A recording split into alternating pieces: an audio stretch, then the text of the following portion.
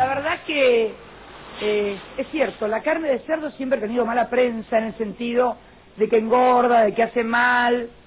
Yo ya sabía que en realidad la grasa que produce el cerdo es muy parecida a la grasa del ser humano y por lo tanto es menos nociva que la grasa, por ejemplo, de la carne vacuna en materia arterial. Pero acá acaba de agregar un dato que yo desconocía y que era que la ingesta de cerdo mejora la actividad sexual.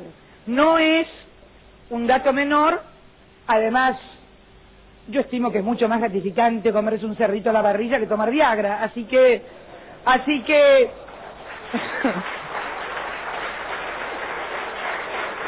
les comento que yo soy fanática de la carne de cerdo y no lo digo para quedar bien ni tampoco para hacerme propaganda de nada.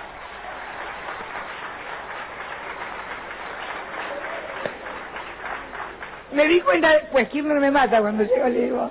Y no se olviden, comer cerdo es muy bueno porque tiene grasas mejores, me van a matar los productores ganaderos, pero no importa, que la de los bovinos y además, como dijo el titular de la Cámara, mejora la actividad sexual. Comprobar no cuesta nada, así que vamos adelante. Gracias.